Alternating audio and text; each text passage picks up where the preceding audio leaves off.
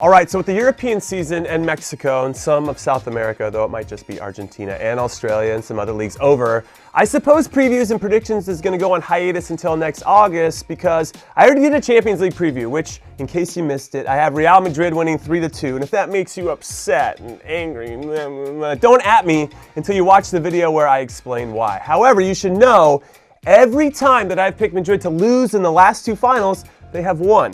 So I'm not saying that I'm reverse jinxing them here, but I'm also not saying that I'm reverse jinxing them here. You know what I'm saying? Also, I previewed Aston Villa Fulham last week as well because I clearly wanted to get way ahead of it when, if I'm being honest, I thought the game was last weekend.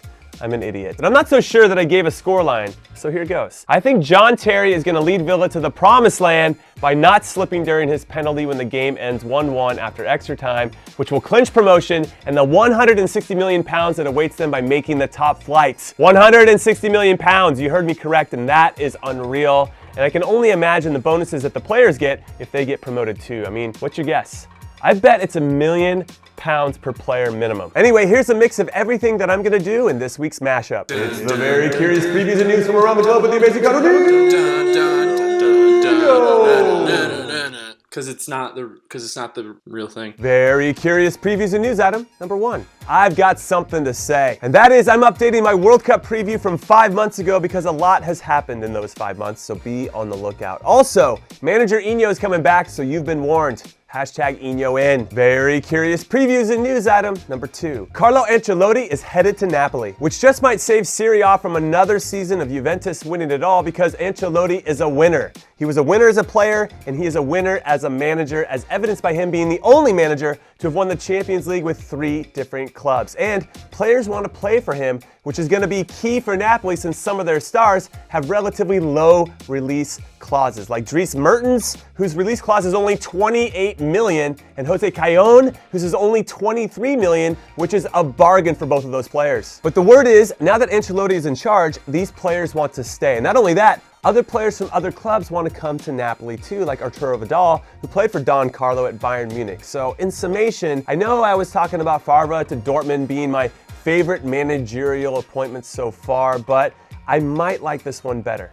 In fact, I do like it better because this is a huge get for Napoli. Very curious previews and news item. Number 3, Eden Hazard said, what? I know I'm late to this quote of his since it was ahead of the FA Cup final, but apparently Eden Hazard was quoted as saying, I'm waiting for new players next season. You know, we'll see. I want good players because I want to win the Premier League next season. All right, so I'm not trying to make something out of nothing here, but if I was his teammate and I read that, I would be like, what the you know, just because you had a few good games this season doesn't entitle you to be an elitist prick. So good luck underachieving with Belgium like you always do in the World Cup this summer. Okay, fine, maybe that's not something I would say out loud if I was his teammate because it is a little harsh, but it might cross my mind. Very curious previews and news item. Number 4, Andres Iniesta ended up where? Nah, in Japan? Playing for Vissel Kobe, who currently sit in 6th in the J-League after 15 games, even though they have Lucas Podolski on their team? I mean, what is this world coming to? Andres, baby! My friend, my pal, my BFF, I had this Photoshop of you playing for my former club, Sporting Kansas City. I wanted it to happen. Why isn't it happening? SMH, man. SMDH. Shake my, yeah, that's right. SMDH. Very curious previews and news item. Number 5. Here are some games I'll be keeping my eyes on this weekend. Like Atletico Mineiro versus Flamengo, because that's right, first versus second is happening in the Brasileiro this weekend, and I had to show it some love because Mineiro wasn't expected to be competing for the league this season, but here they are. And I like their chances in this game, especially since Flamengo are just coming back from a trip to Argentina from their game against River Plate in the Copa Libertadores where they tied 0-0, so it's clear that they committed quite a bit of energy in that one. And then the LA Galaxy minus Zlatan because he slapped someone in their last game and got a red card. Come on, Zlatan. Versus another one of my former clubs, the San Jose Earthquakes and the Cali Clasico, which is a must-win for both clubs because they are both struggling this season. And finally, I'll be watching the Champions League final and the Championship playoff final, of course, but I'll be doing it from Kansas City and not here in San Francisco because I'll be there for an event with Red Bull. So if you're in town, then come to my pickup game tonight. I'll put the details in the description, but it's also on my Twitter timeline and on Insta. And then join me on Saturday, which is tomorrow, for the Neymar Jr. 5 tournament. It's going to be awesome.